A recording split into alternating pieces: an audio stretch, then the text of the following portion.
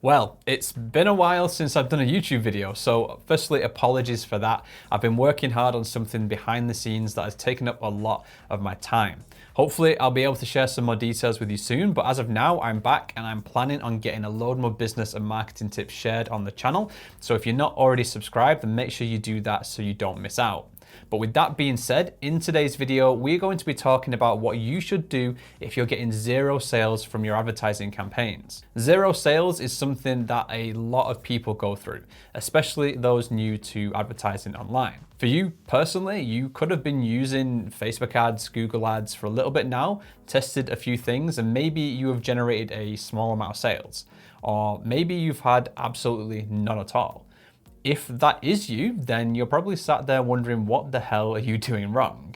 Well, don't panic, because in this video, I've got you covered. So let's assume you have a campaign set up and there's no obvious errors, okay? Let's kind of get that out of the way first. So for example, you're trying to sell a dog product and you're targeting people who like dogs. It's a pretty basic example, but we're assuming your product is aligned to your target audience and there are no issues in terms of pixel setup and links and things like that. But even if you have it all set up correctly and you're targeting the right people, you still might not be generating any sales. If that is the case, then you're probably going to think it's something in your campaign. Maybe you think it's the interest you've chosen. Maybe you think it's because of the placements you've picked. Or maybe you think it's just that people don't want this product. So you go away and you start watching some videos or you do some training courses to try and figure out why the campaign isn't working. You come back with this new knowledge and then start looking at changing your interests or your placements, etc. But then that doesn't work either. So then you start thinking it must be something to do with the settings in your ads account. And then you start playing with that thinking it's going to make the difference. But it doesn't. Well, I'm going to tell you right now that the reason why you might not be getting sales isn't because of your campaign targeting or anything like that. It's because your offer isn't good enough. So what do I mean by that? Well, your offer is everything to do with the product you're trying to promote. It's the price of your product versus its value. It's how you can relate it to your ideal customer. It's how you can promote the benefits and solutions your product provides. It's everything that makes the offer more valuable than the price the customer has to pay. If the value of the offer exceeds the price you're selling it at, then people will buy it, because a good offer will always carry a poorly set up campaign. A perfectly structured campaign, amazing high quality ads, and hyper targeted audiences will never be able to carry an offer that's overpriced or one where there's not enough demand for it. It just won't work. But let's be very clear. You still need to have a great campaign set up because you want the best results. But if you're getting zero sales or very few sales, it's probably the offer itself that's causing problems. I have many people join my Advanced Dropshipping Academy because they can't get sales on their own. It's a very common reason for people joining, and a lot of the time they say things like, I know my product sells because other people are doing it as well, but for some reason, no one is buying it from me. And I have to tell them that the reality of the situation is that their offer just isn't compelling enough for people to buy it from them. Their competitors have better offers. Again, we're assuming that everything is set up correctly in the first place and you have a website that is trustworthy.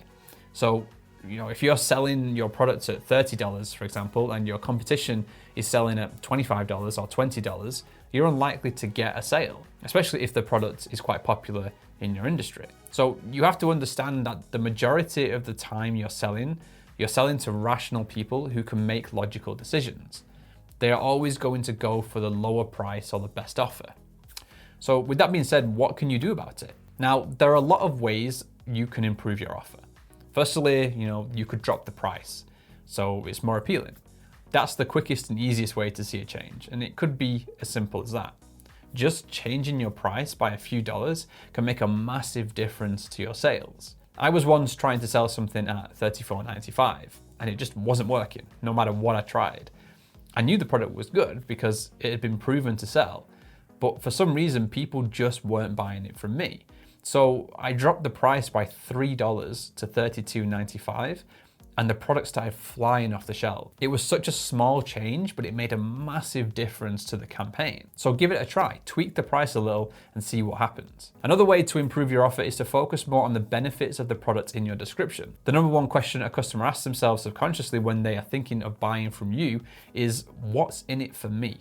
If you can convince the customer that not buying this product would be a mistake, then they will find it very hard to refuse if the price is right. Another way to improve your offer is to just make the offer seem more enticing using discounted upsells and bundles. Things like buy one, get another at 50% off, or buy one and get this other product free. Something that incentivizes the customer to commit to the sale can work really well.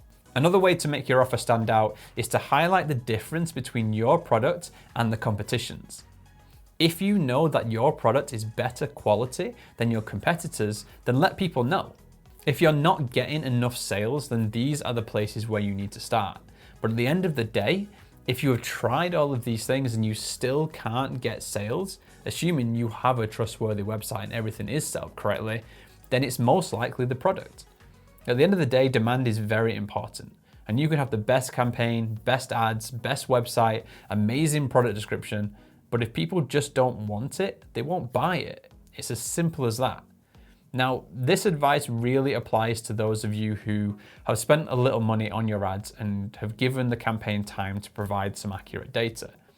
If you're getting 0 sales and you've only spent, say, $30, then you should stick at it for a bit longer before you decide to kill a campaign.